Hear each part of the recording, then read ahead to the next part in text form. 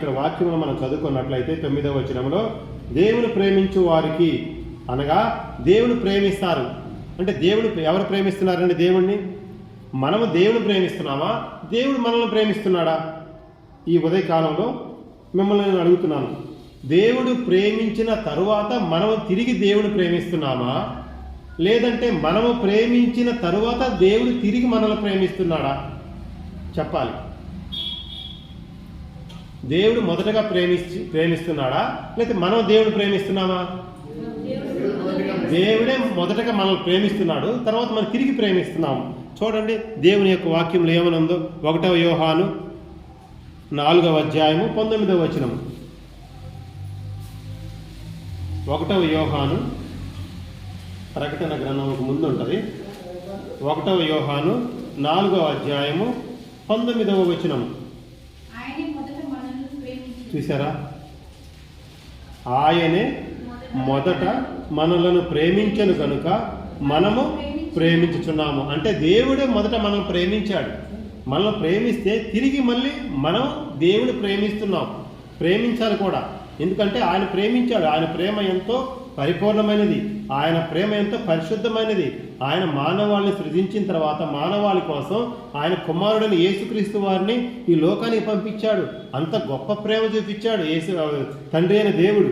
కాబట్టి ఆయన ప్రేమ అంత పవిత్రంగా, అంత పరిపూర్ణంగా, అంత సంపూర్ణంగా ఉన్నప్పుడు మనము కూడా తిరిగి దేవుణ్ణి ప్రేమిస్తున్నామా? దేవుడు చెప్పిన మాట వింటున్నామా? తల్లిదండ్రులు చెప్పిన మాటని కుమారుడు వినాలని తల్లిదండ్రులు ఆశపడతారు. అలాగనే కుమారుడు తల్లిదండ్రుల మాటకు లోబడినప్పుడు తల్లిదండ్రులు సంతోషిస్తారు. అట్లానే దేవుడు మనల్ని ప్రేమిస్తున్నప్పుడు మనం తిరిగి దేవుని ప్రేమించడం అంటే ఆయన చెప్పిన మాట ప్రకారం వినటం, ఆయన ఆజ్ఞలను గైకొనటం, ఆయన ఏదైతే చెప్తాడో దానిని బట్టి మనం ముందుకెళ్ళాలి. అప్పుడు మాత్రమే ఆయన తన బిడ్డల పట్ల గొప్ప ఆలోచనలు కలిగి ఉంటాడు, గొప్ప సంకల్పం కలిగి ఉంటాడు. ఇక్కడ ఏమనుందంటే 9వ వచనంలో, ఏది కొరింథీయులకు రాసిన మొదటి పత్రికలోనే మనం చదువుకున్నటువంటి అధ్యాయం 2వ అధ్యాయం 9వ వచనంలో, దేవుడు తన్ను ప్రేమించు వారి కొరకు ఏవి సిద్ధపరిచాడండి? అంటే తను ప్రేమించే వారి కోసం అంటే దేవుడు కొన్ని సిద్ధపరిచాడంట. కొన్ని సిద్ధపరిచిన ఏంటి తెలుసా? మనకు తెలియదు. మనమే అడుగుతాం సహజంగా. మనం ఈ లోక సంబంధంగానే ఈ లోకంలో ఉన్నటువంటి అవసరతల నిమిత్తం, అనగా మనకి ప్రభువా నాకు ఆర్థిక ఇబ్బందులు ఉన్నాయి, నాకు డబ్బు దయచేయి, లేదు మా పిల్లలకి మీరు చదువుల్లో తోడుకొనండి, లేదు మాకు కారు దయచేయండి, మాకు ఇల్లు దయచేయండి, మాకు ఉద్యోగం దయచేయండి, మంచి బట్టలు దయచేయండి, ఆహారం దయచేయండి, లేదా పేరు ప్రతిష్టలు దయచేయండి, లేదా ఉన్నతమైన పదవులు దయచేయండి అని చెప్పేసి మనం అనేకమైన అడుగుతూ ఉంటాము. దేవుడు తన చిత్తమేదో తను మనకి ఏదైతే సిద్ధపరిచాడో అవి విషయాలు మనకు తెలియదు. జాగ్రత్తగా వినండి ప్రియులారా. దేవుడు మన కోసం సిద్ధపరిచినటువంటి ఏమై ఉన్నాయో మనకు తెలియదు. మనము బాహ్యముగా కళ్ళకు ఎదురు కనిపిస్తున్నటువంటి అవసరతలను దృష్టిలో పెట్టుకొని దేవుణ్ణి అడుగుతూ ఉంటాము. మీరు ప్రార్థన చేసేటప్పుడు దేవుని సన్నిధిలో ఏమడుగుతారు? ప్రభువా నాకు ఈ అవసరం ఉన్నది, లేకపోతే ఇది స్థలం ఉంది, లేకపోతే ఇల్లు కట్టుకోవాలి, లేదా ఉద్యోగమో, కారు, బంగళ ఏదో ఒకటి మనం బాహ్యముగా ఉన్నటువంటిది అడుగుతుంటాం. లేదా అనారోగ్యం ఉన్నదో, లేదా పిల్లల చదువులో ఏదో అడుగుతుంటాం. దేవుని చిత్తం ఏందో మనకు తెలియదు. దేవుని చిత్తాన్ని తెలుసుకోం. ఇక్కడ ఇందాక మనం చదువుకున్న వాక్యం ఏమని ఉన్నదంటే, మనుష్యుడు అదే అధ్యాయం 11వ వచనంలో ఏమనుందంటే, ఒక మనుష్యుని సంగతులు అతనిలోనున్న మనుష్యాత్మకే గాని మనుషులను మరి ఎవరికి తెలియను. అలాగే దేవుని సంగతులు దేవుని ఆత్మకే గాని మరి ఎవరికి తెలియదు.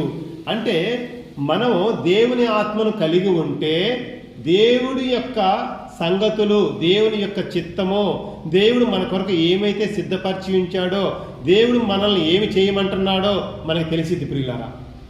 జాగ్రత్తగానండి. దేవుని మనసు మనం కలిగి ఉంటే దేవుడు కలిగి ఉన్నటువంటి ఆలోచనలు మనకు తెలియను, దేవుని యొక్క సంకల్పం తెలియను, దేవుని యొక్క చిత్తం తెలియను అని చెప్పేసి దేవుని వాక్యంలో ఉన్నది. అదే దేవుని చిత్తము, దేవుని ఆత్మను కలిగి ఉండకుండా మనంతటా మనమే స్వచిత్తంగా సొంత ఆలోచనలతోటి మనం కలిగి ఉంటే దానిని బట్టి ఈ లోక సంబంధమైనటువంటి వాటిని మనం పొందుకోగలుగుతాం. అంటే ఈ యొక్క మనిషిని హృదయంలో ఉండేటువంటివి అతనికే తెలుస్తాయి, కానీ మరొకరికి తెలియదు. అతని మనసులో ఏ ఆలోచన ఉందో, ఎలాంటి తలంపు ఉందో అతనికే తెలుస్తుంది, కానీ ఇతరులకు తెలియదు. అదే నీవు దేవుని ఆత్మను కలిగి ఉంటే దేవుని యొక్క ఆలోచనలు కూడా నీకు తెలుస్తాయి అని ఈ యొక్క వాక్యంలో చాలా మర్మం ఉన్నది. కాబట్టి మనము దేవుని ఆత్మను తెలుసుకోవాలి, దేవుని ఆత్మను పొందుకోవాలి. దేవుని పరిశుద్ధాత్మ చేత నడిపింపబడే వారిగా మనం ఉన్నప్పుడు దేవుడు సిద్ధపరిచిన కార్యాలు మనకు తెలుస్తాయి ప్రియులారా. అలా కాకుండా మనం సొంత ఆలోచనలతోటి వెళ్తే మనకి నష్టం జరుగుతుంది. మనం చేసే పనిలో జయము పొందలేము. మన ముందు ఉంచినటువంటి పనిలో మనకి ముందు కొనసాగలేము. దేవుడు మనకి ఏదైతే భారమో బాధ్యత పెట్టాడో దాని నుండి ముందుకి జయము వైపు వెళ్ళలేము ప్రియులారా. కాబట్టి మనము దేవుని ఆత్మ పొందుకునే వారమైనప్పుడు దేవుని తలంపులు, దేవుని చిత్తం మనకి తెలియజేయబడుతుంది. కాబట్టి మనం దేవుని ఆత్మను పొందుకుంటున్నామా, దేవుని చిత్తం చేస్తున్నామా, దేవుని ఆత్మ చేత నడిపింపబడుతున్నామా? మీరు దేవుని ఆత్మ చేత నడిపింపబడుతున్నారో లేదో అన్నది ఎలా తెలుస్తుంది? దేవుని ఆత్మ చేత మీరు నడిపింపబడుతున్నారో లేదో అన్నది ఎలా తెలుస్తుంది అంటే కేవలము మీ క్రియలను బట్టే తెలుస్తుంది. క్రీస్తును పోలి నడుచుకుంటున్నారా లేదా అని తెలియాలంటే మీరు దేవుని యొక్క క్రియల ప్రకారం చేస్తున్నారా, దేవుని ఆజ్ఞల ప్రకారం జీవిస్తున్నారా లేదా, దేవుడు ఏమని చెప్తున్నాడు, మీరు ఏమని చేస్తున్నారు అనేటువంటి ఆ యొక్క ప్రవర్తనలోనే మీరు దేవునికి సమీపంగా ఉన్నారా లేదో తెలుస్తుంది. దేవుని వాక్యములు ఏమని ఉన్నది? మాటలోను, ప్రవర్తనలోను, ప్రేమలోను, విశ్వాసంలోను, పవిత్రతలోను విశ్వాసులకు మాదిరిగా ఉండుము. ఈ 1 తిమోతి 4వ అధ్యాయము 12వ వచనం ఉంది. ఈ వచనం ప్రకారము మనం జీవిస్తూ ఉన్నప్పుడు మన ప్రవర్తన ఎలా ఉన్నదో ఇతరులకు మనం చెప్పక్కర్లా, వాళ్లే మనం గమనిస్తారు. ఓహో, ఇతను దేవుని బిడ్డ, ఇతడు దేవుని కుమారుడు అని చెప్పేసి ఇతరులే మన గురించి సాక్ష్యం ఇస్తారు. అయితే ఈ స్థలము గల్ల ఒకసారి వచ్చేసి, అయ్యా నువ్వు దేవుని బిడ్డవయ్యా అనంది. కన్స్ట్రక్షన్ జరుగుతుంది, బిల్డింగు కట్టేటువంటి ఆమె అంటే మన యొక్క స్వభావంలో, మన ప్రవర్తనలో మనల్ని చూడగానే అవతల వాళ్ళకి నువ్వు దేవుని బిడ్డవి, దేవుని కుమారుడివి, దేవుని కుమార్తెవని తెలిసిపోయింది ప్రియులారా.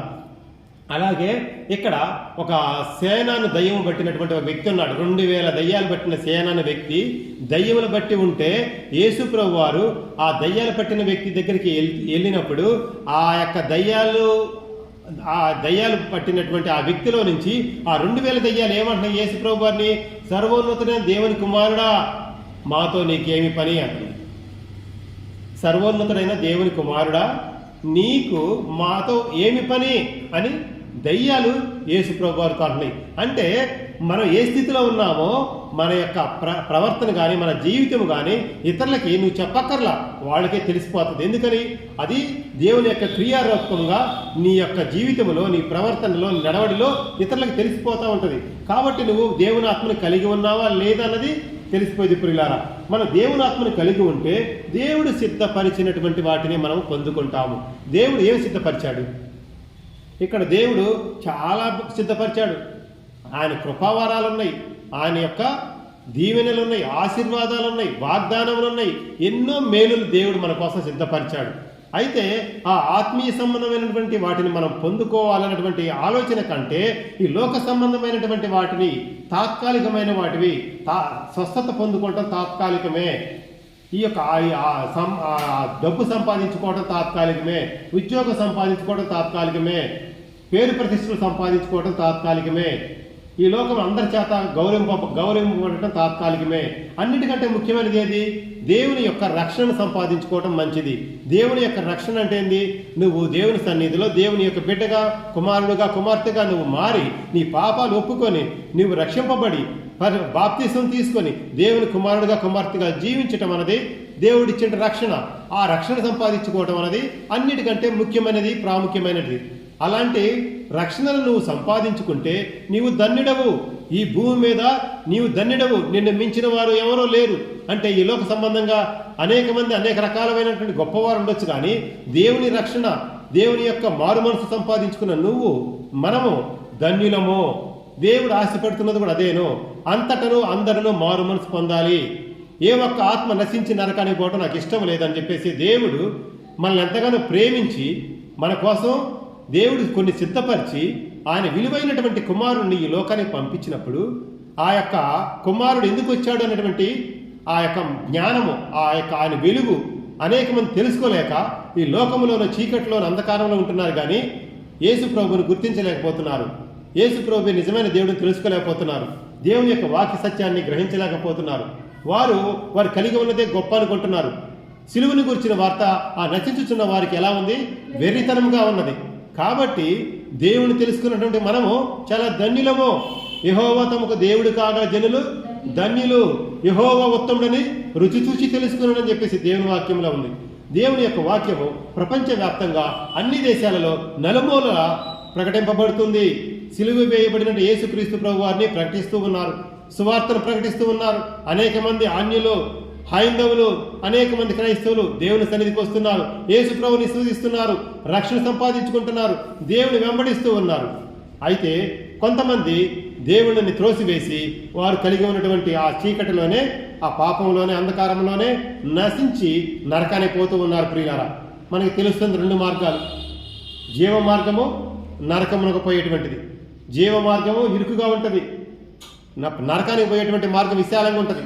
విశాలతలో అన్ని సౌఖ్యాలు, సుఖాలు ఉంటాయి, స్వేచ్ఛగా ఉంటారు. ఇరుకు మార్గము కష్టంగా ఉంటుంది, అయినా సరే అది తులకు నిత్య జీవనంలోకి వెళ్తుంది. మన జీవితం బాగవుతుంది, మన యొక్క ప్రవర్తన బాగుంటుంది, మన కుటుంబస్తులు బాగుంటారు, మన యొక్క బిడ్డల యొక్క చదువులు బాగుంటాయి, మన ఇతరులకు మాదిరికరంగా ఉంటాము. మంచి ప్రవర్తన కలిగినటువంటిది పరలోకంకి వెళ్ళేటువంటి ఇరుకు మార్గము. విశాలమైన మార్గము లోకములోను విశాలతలు కలిగి చివరికి అది నరకానికి దారితీస్తుంది. మనకి ఏ మార్గం కావాలి? నిత్య జీవం కలిగినటువంటి మార్గంలో కావాలి.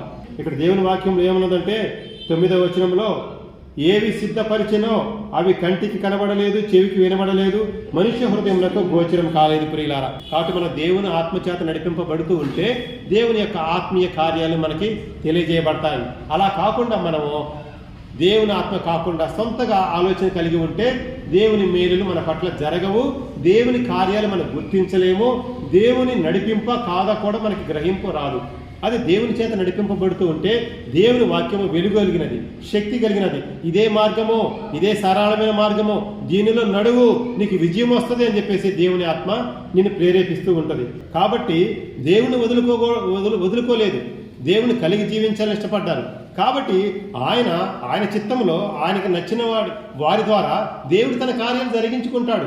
కాబట్టి మనము మన సొంత ఆలోచనలు పెట్టి కాకుండా దేవుని చిత్తం ఎరిగిన వారై ఉండాలి. ప్రియులారా, అప్పుడు మాత్రమే దేవుడు మన పట్ల గొప్ప కార్యాలు, సిద్ధపరిచి ఉంచిన కార్యాలు నెరవేరుతాయి. కాబట్టి మనము దేవుని యొక్క వాక్యములో మనం దేవుని వెంబడిస్తున్నప్పుడు దేవుడు మన పట్ల ఎలాంటి ఆలోచన కలిగి ఉన్నాడో ఆయన సంకల్పం ఎట్టుతో మనం తెలుసుకోవాలి. కాబట్టి మనం మన సొంత ఇష్టంగా చేయకూడదు. ఇక్కడ యోహాను రాసిన పత్రిక 5వ అధ్యాయం 30వ వచనంలో కూడా మనుషుల యొక్క ఆలోచనల గురించి, స్వచిత్తం గురించి వ్రాయబడి ఉన్నది. ఒకసారి చూద్దాం ప్రియులారా. యోహాను రాసినటువంటి 5వ అధ్యాయము 30వ వచనము. యోహాను రాసిన పత్రిక 5వ అధ్యాయము 30వ వచనము, నా అంతటి నేనే ఏమీయో చేయలేను, నేను వినున్నట్లుగా తీర్పు తీర్చుము, నన్ను పంపిన వాని చిత్త ప్రకారమే చేయగోరుదును, కానీ నా ఇష్ట ప్రకారము చేయగోరను గనుక నా తీర్పు న్యాయమైనది. చూశారు, ఇక్కడ యోహాను అనే భక్తుడు అంటున్నాడు, నా అంతటా నేనేమీ చేయలేను, నా వల్ల ఏమీ కాదు, నేను వినున్నట్లుగా తీర్పు తీర్చుము, నన్ను పంపిన వాని చిత్త ప్రకారమే చేయగోరుదును, కానీ నా ఇష్ట ప్రకారము చేయగోరను కనుక నా తీర్పు న్యాయమైనది అంటాడు. అంటే మన యొక్క సొంత చిత్తం కాకుండా దేవుని చిత్తం చేసినట్లయితే అది దేవుని ఆ యొక్క కార్యమును సఫలం చేస్తాడు. ప్రియులారా, కాబట్టి మనం దేవుని సన్నిధిలో ప్రతి దాని విషయమై ప్రార్థనాపూర్వకంగా దేవుని అడగాలి. ప్రభువా, నాకు ఇలాంటి అవసరం ఉన్నది, నాకు ఇలాంటి సమస్య వచ్చినది, ఇలాంటి శోధన వచ్చినది, వీటి నుంచి నేనేం చేయాలి, నేను ఎలా ప్రవర్తించాలి, మీరే నాకు సహాయం దయచేయండి, నేను బలహీనుడను, నాకు జ్ఞానం లేదు, మీరే నడిపింపు ఇవ్వండి, మీరే కృప చూపమని దేవుని సన్నిధిలో చిన్న ప్రార్థన చేసుకున్నప్పుడు దేవుడు గొప్ప కార్యం చేస్తాడు. ప్రియులారా, కాబట్టి మన సొంత చిత్తం కాదు కానీ దేవుని చిత్తం చేసేవారిగా మనం ఉండాలి. ప్రియులారా, అలాగే యోహాను రాసినటువంటి 4వ అధ్యాయము 34వ వచనం కూడా చూద్దాం. యోహాను రాసిన సువార్త 4వ అధ్యాయము 34వ వచనం, యేసు వారిని చూచి నన్ను పంపిన వాని చిత్తము నెరవేర్చుటయు ఆయన పని తుదముట్టించుటయు నాకు ఆహారమై ఉన్నది. ఇక్కడ యేసు వారిని చూసి చెప్తున్నారు, యేసు ప్రభు వారు చెప్తున్నారు ఏమని, నన్ను పంపిన వాని చిత్తము నెరవేర్చుటయు. అంటే యేసుక్రీస్తు వారిని పంపింది ఎవరు? తండ్రి అయిన దేవుడు పంపాడు. ఏమని పంపాడు? నువ్వు భూలోకానికి వెళ్ళి మానవాళి నిమిత్తం నీవు అక్కడ నీ పరిశుద్ధమైన రక్తాన్ని చిందించు, దాని నిమిత్తం నేను ఈ భూలోకాన్ని పంపుతున్నాను అని చెప్పేసి దేవుడు చెప్పి పంపించినప్పుడు యేసుప్రభు వారు ఏమంటున్నాడు? నన్ను పంపిన వాని చిత్తం నెరవేర్చుటయు ఆయన పని తుదముట్టించుటయు నాకు ఆహారమై ఉన్నది. చూసారా? కాబట్టి దేవుని పని మనం చేసినప్పుడు దేవుడు ఎంతో సంతోషిస్తాడు ప్రియులారా. మన సొంత పని కాకుండా దేవుని పని చేసినప్పుడు దేవుడు అన్ని విధాలుగా మనకు సహాయం చేస్తాడు. మనం ఎలాంటి పరిస్థితుల్లో ఉన్నా, శోధనలో ఉన్నా, సమస్యల్లో ఉన్నా సరే మనం కృంగిపోవాల్సిన అవసరం లేదు, భయపడాల్సిన పని లేదు. మనకి ఎలాంటి పరిస్థితుల్లో ఉన్నా సరే దేవుడు మనకున్నాడనేటువంటి ఒక నిరీక్షణ కలిగి మనకు ఒక ఆదరణకర్త, ఒక నిరీక్షణకు ఆధారమైనటువంటి తండ్రి మనకు ఉన్నాడన్నటువంటి నిరీక్షణతోటి మనం దేవుని సన్నిధిలో గడిపినప్పుడు మనకి ఎలాంటి సమస్యలు వచ్చినా, శోధనలు వచ్చినా దేవుడు విడిపిస్తాడు ప్రియులారా. మన శోధనలను బట్టి మనం భయపడాల్సిన అవసరం లేదు. యాకోబు రాసిన పత్రిక 1వ అధ్యాయము 12వ వచనంలో అక్కడ కొన్ని శోధనల గురించి చెప్పబడుతూ ఉన్నది. శోధన సహించువాడు ధన్యుడు, అతడు శోధనకు నిలిచిన వాడై ప్రభు తన్ను ప్రేమించు వారికి వాగ్దానం చేసిన జీవ కిరీటము పొందును. దేవుడు నిజ క్రైస్తవుడికి, నిజమైనటువంటి క్రైస్తవుడికి శోధనలు వస్తాయి. శోధనలు సహించిన వాడే ధన్యుడు. ఆ శోధనల నుంచి దేవుడు విడిపిస్తాడు. ఎందుకంటే ఆయన వాగ్దానం చేసి ఉన్నాడు, శోధనకు నిలిచిన వాడై ప్రభువు తన్ను ప్రేమించు వారికి వాగ్దానం చేసిన జీవ కిరీటము పొందును. దేవుని బిడ్డలు భరిస్తారండి. యేసు ప్రభుకున్నటువంటి ఆ యొక్క 12 మంది శిష్యుల్లో ఇస్కరియోతు యోధ చనిపోతే మిగిలిన 11 మంది 11 దేశాలకు వెళ్ళి సువార్త చెప్పారు. 11 మంది హతసాక్షులైపోయారు, 11 మంది చంపబడ్డారు. ఒక శిష్యుడు అయిన తోమ మన యొక్క దేశంలో కేరళ రాష్ట్రానికి వచ్చాడు. కేరళ రాష్ట్రంలో సేవ చేశాడు. అతను కూడా చంపివేయబడ్డాడు. అతని యొక్క సమాధి చెన్నైలో ఉంది. అంటే యేసు ప్రభు వారి యొక్క శిష్యుడైనటువంటి తోమా కూడా మన యొక్క దేశానికి వచ్చాడంటే దేవుడు మన దేశం పట్ల కూడా ఎంత ప్రేమిస్తున్నాడు. కాబట్టి ఈ లోకంలో ఒక నిజ క్రైస్తవుడికి, నిజమైనటువంటి క్రైస్తవుడికి శోధనలు వస్తాయి. నీకు శోధనలు రావట్లేదంటే నీవు దేవునికి సమీపంగా లేవు. ఎందుకని? నువ్వు మాటకారిగా, లేదంటే అనుకూలంగా, లేదంటే సందర్భానుసహితంగా అందరికి అనుకూలంగా మాట్లాడుతూ తప్పించుకుంటూ ఉంటున్నావేమో. నిజమైనటువంటి క్రైస్తవుడు, నిజమైనటువంటి దేవుని బిడ్డ ఈ లోకమును బ్రతకటం చాలా కష్టం, చాలా కష్టం. ప్రతి విషయంలో శోధన వస్తుంది. అధికారుల నుంచి కానీ, కింద వారి నుంచి కానీ, పక్క వారి నుంచి కానీ, ఇంటి పక్కన వారి కాని నుంచి అనేక రకమైనటువంటి శోధనలు వస్తూంటాయి. మనం దేవుని సన్నిధిలో ప్రభువా నన్ను కాపాడయ్యా, నాకున్న ఈ బలహీనత తీసివే ప్రభా, ఈ చుట్టుపక్కల వాళ్ళ నుంచి శోధన వస్తుంది, లేదా నా అధికారుల నుంచి నాకు ఇలాంటి ఒత్తిడి వస్తుంది అని చెప్పి దేవుని సన్నిధిలో నువ్వు మొరపెట్టుకుంటే దేవుడు ఆశ్చర్యకరంగా నీ సమస్యల నుంచి, నీ శోధన నుంచి ఆయన విడిపిస్తాడు. కాకపోతే మనం దేవుని సన్నిధిలో మొరపెట్టుకుంటూ ఆయన మీద ఆధారపడే వారికి ఉండాలి ప్రియులారా. అప్పుడు మాత్రం మనం శోధనలు జయించే వారికి ఉంటాం. లేకపోతే ఆ శోధనలు మన పైన వచ్చినప్పుడు వాటిని నెట్టి వేస్తూ ఉంటాం, అవి పెరిగిపోతూ ఉంటాయి. అవి ఇంకా మనం నెట్టేస్తూ ఉంటాం, అవి ఇంకా పెరిగిపోయి చివరికి మన ఆ శోధనలు మన చుట్టుముట్టి మన మీదకి మనల్ని ఆక్రమించుకుంటాయి. ఆ శోధనలను బట్టి దేవుడు చెప్పినటువంటి ఆజ్ఞను అతిక్రమిస్తాము. దేవుని ఆత్మ దూరంగా వెళ్ళిపోతుంది. దేవుని ఆత్మ చేత మనం నడిపింపబడము. ఇంక లోక సంబంధమైనటువంటి వాటి విషయాల్లో మనం ఇన్వాల్వ్ అయిపోతాం. లోక సంబంధమైనటువంటి విషయాలు, కార్యకలాపాలను మనం ఏలుబడి చేస్తూ ఉంటాయి. మన జీవితంలో, మన హృదయంలో దేవుని వాక్యానికి చోటు ఉండదు. కాబట్టి ఈ లోక సంబంధమైనటువంటి ఒత్తిళ్ల వలన, ఈ యొక్క సమస్యల వలన, శోధనల వలన దేవునిలో లేని వారు దేవుని ఆత్మను పోగొట్టుకొని వారు ఎలా ఉంటారు? శోధనలకు లోనైపోయి, సమస్యలకు లోనైపోయి ఆ యొక్క దేవుని మాటను అతిక్రమించి, ఆ యొక్క అతిక్రమించడం ద్వారా వారి జీవితంలోకి వచ్చినటువంటి పాపమును బట్టి వారు మరణమునకు దగ్గరైపోతారు. అది లోక సంబంధమైనటువంటి జీవితము. దేవుని నమ్ముకున్న వారు, దేవునిలో ఉన్నవారు, దేవుని ఆత్మచేత నడిపింపబడేవారు శోధనలు జయిస్తారు. ఒక నిజ క్రైస్తవుడుగా, ఒక జీవం పొందిన క్రైస్తవుడు జీవిస్తాడు. ప్రభువా నాకు ఇచ్చిన శోధనలను బట్టి, సమస్యలను బట్టి నీకు స్తోత్రం, మాకు ఇచ్చినటువంటి ఈ యొక్క అనారోగ్యాన్ని బట్టి నీకు స్తోత్రం. మీ సన్నిధిలో ఇప్పుడు కన్నీళ్లు గారుస్తున్నాను, మోకాళ్ళతో ప్రార్థన చేసుకుంటున్నాను. అదే నాకు ఇలాంటి శోధన రాకపోతే నేను నీ సన్నిధిలో ప్రార్థన చేయలేనేమో. నీవు నాకు సమృద్ధిగా ఇచ్చినప్పుడు నేను నీ సన్నిధిలో ప్రార్థన చేయనేమో. నాకు తినటానికి ఆహారం ఇచ్చేసి నాకు ఎన్నో తరతరాలు సరిపడంత సమృద్ధి ఇచ్చినప్పుడు నేను నీ సన్నిధిలో కన్నీటితో ప్రార్థన చేయలేనేమో, నేను గర్విష్ఠునైపోతానేమో అని అనుకుంటూ ఉంటాను. కాకపోతే మన దేవుని నమ్ముకున్న బిడ్డలు దేవుని వైపే చూస్తారు పిల్లారా. కాబట్టి దేవుని యొక్క ఆశ్చర్యమైనటువంటి సిద్ధపరిచినటువంటి గొప్ప కార్యాలు, గొప్ప తలంతులను దేవుడు మనకు సిద్ధపరిచి ఉంచాడు. ఆ సిద్ధపరిచినటువంటి తలంతులను మనం పొందుకోవడానికి సిద్ధంగా ఉండాలి ప్రియులారా. అప్పుడు మాత్రమే దేవుడు మన జీవితాల్లో అద్భుతమైనటువంటి ఆశ్చర్యమైన కార్యాలు చేస్తాడు. ఆయన ఉన్నతమైనటువంటి ఆ యొక్క నిత్య రాజ్యంలో ఆ జీవ కిరీటం మన కోసం దేవుడు దాచిపెట్టి ఉంచాడు. ఎప్పుడు నువ్వు దేవుని బిడ్డగా, నిజ క్రైస్తవుడుగా క్రీస్తులో జీవించినప్పుడు, దేవుని వాక్యానుసారంగా జీవించినప్పుడు, దేవుని ఆత్మచేత నడిపించినప్పుడు నీవు శోధనలు జయించేవాడి ఉంటావు. నీ విషయమై తండ్రి సంతోషిస్తాడు, నీకు జీవ కిరీటం ఇస్తాడు. కాబట్టి మనము మన జీవితాలను, మన కుటుంబాలను మంచి మార్గంలో, క్రీస్తు మార్గంలో నడిపించుకునే వారుగా ఉంటాం ప్రియులారా. అలా లేకుండా మన సొంత చిత్తం ప్రకారం చేసుకుంటా ఉంటే ఆ దేవుడు ఆ జీవితం ఫలింపనివ్వడు. కాబట్టి వారి జీవితంలో ముందుకి ఎదగలేరు. కాబట్టి మన దేవుని సన్నిధిలో దేవుడి వాక్యం అన్నా, దేవుని సన్నిధి అన్నా, దేవుని మాట అన్నా భయభక్తులు కలిగి జీవించాలి ప్రియులారా. అప్పుడు మాత్రం దేవుడు సంతోషిస్తాడు. ఇక్కడ దావీదు మహారాజు మాట అంటున్నాడు చూడండి, 31వ కీర్తన 19వ వచనంలో,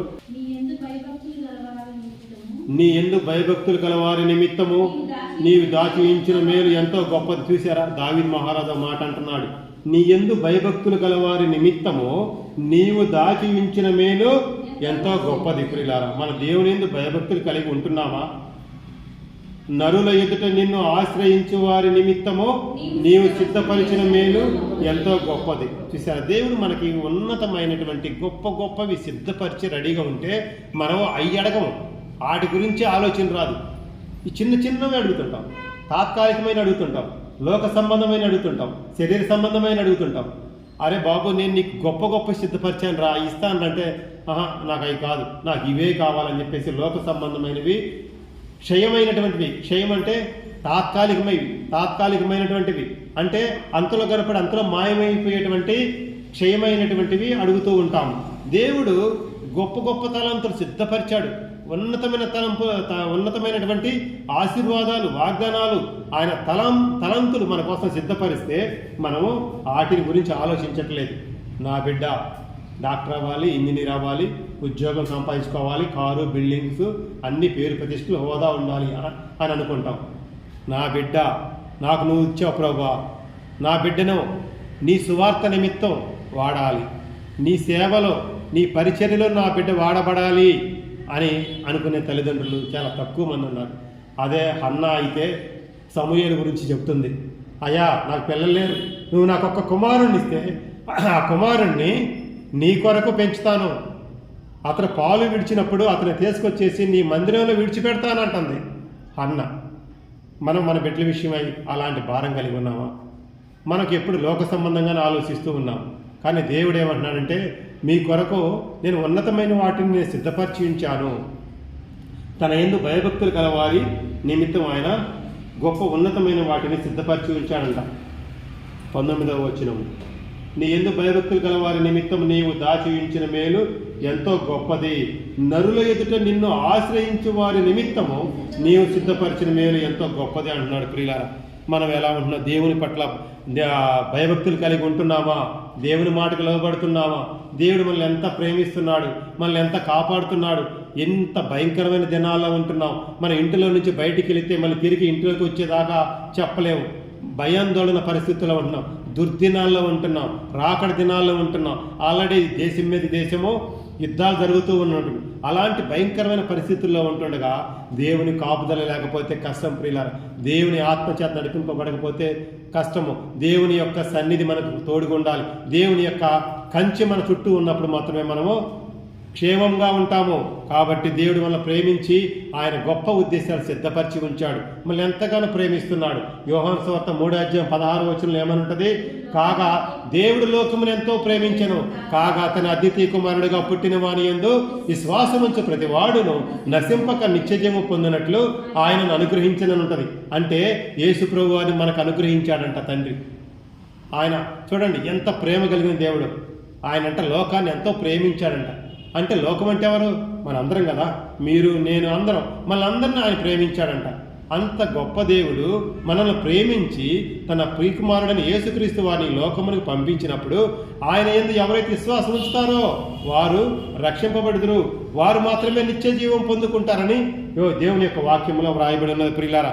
కాబట్టి మనము ఈ లోకమును వెంబడించే వారిగా ఉండక దేవునికి భయపడి దేవుని యొక్క వాక్యానుసారంగా జీవించినప్పుడు, దేవుని చిత్తాన్ని చేసినప్పుడు మనము దేవుని యొక్క ఉన్నతమైనటువంటి దేవుడు సిద్ధపరిచినటువంటి మేలులు, దీవెనలు, తలంతులు, కృపావరములు పొందుకునే వారిగా మనం ఉంటాం ప్రియులారా.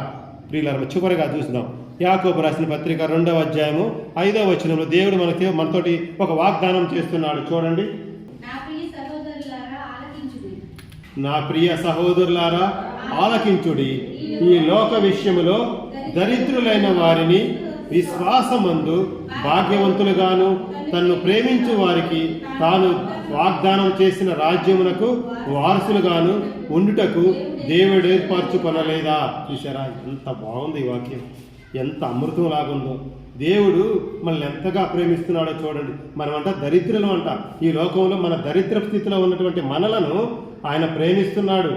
ఈ లోక విషయంలో దరిద్రులైన వారిని విశ్వాసమందు, అంటే యేసుక్రీస్తునందు విశ్వాసం ఉంచటం వల్ల మనము మన యొక్క దరిద్రమైనటువంటి స్థితి, మన పాత స్థితి, మన పాపపు స్థితి, మన పాత జీవితమును ఆయన భాగ్యవంతులుగా చేస్తున్నాడంట.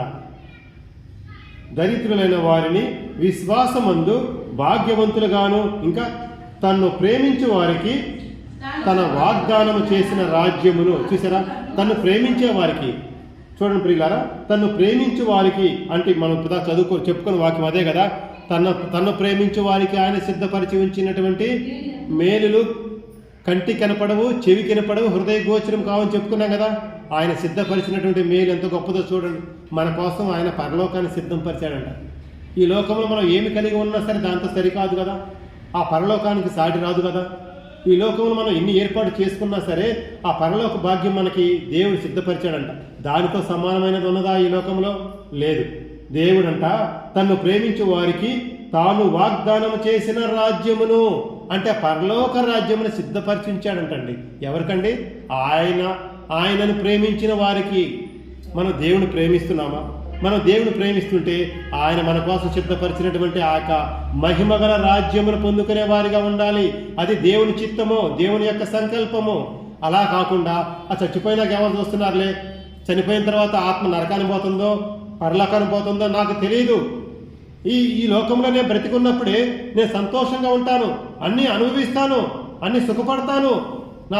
తన ఒక ధనవంతుడు చెప్తున్నాడు, నా ప్రాణమా తిను తాగు సుఖించుము, ఎన్నో తరాలకు ఎన్నో సంవత్సరాలకు సరిపడంత ధాన్యము డబ్బు ఉందని చెప్తున్నాడు. దేవుడు ఏమంటున్నాడు? వెర్రివాడా, ఈ రాత్రి నేను నీ ప్రాణము తీసుకుంటున్నాను, నీవు కలిగి ఉన్నవన్నీ ఏమవుతాయి, అవి ఎవరికి చెందుతాయి అని చెప్పేసి అంటున్నాడు. వెర్రివాడా అంటున్నారు. అంటే ఈ లోకములో ధనవంతులైనటువంటి వారు ఎవరు? దేవుని దృష్టిలో వెర్రివారు. కాబట్టి మనము దేవుని పొందుకోవాలి, పరలోకాన్ని పొందుకోవడానికి సిద్ధంగా ఉండాలి. దేవుడు మన కోసం సిద్ధపరిచినవి చూడండి. పరలోక రాజ్యాన్ని సిద్ధపరిచాడు, ఆత్మీయమైన పరిచర్యను సిద్ధపరిచాడు, దేవుని సువార్తను సిద్ధపరిచాడు, దేవుని యొక్క కృపావరాలను సిద్ధపరిచాడు, దేవుని యొక్క సేవలో పేదలకు సహాయం చేయడానికి దేవుడు సిద్ధపరిచాడు. ఇవన్నీ ఆత్మీయ సంబంధమైనటివే. ఇవి ఏమీ కాకుండా వీటిని త్రోసివేసి ఇటున్నటువంటి శారీరక సంబంధమైనటువంటి లోక సంబంధమైనటువంటి వీటి ఎందు మనం దృష్టి ఉంచడం వల్ల మనం తాత్కాలికంగా మనం పోషింపబడతాం, తాత్కాలికంగా మనకు అవసరత తీరుస్తే కానీ శాశ్వతంగా ఉండేటువంటి దేవుని రాజ్యాన్ని మాత్రం పొందుకోలేం ప్రియులారా.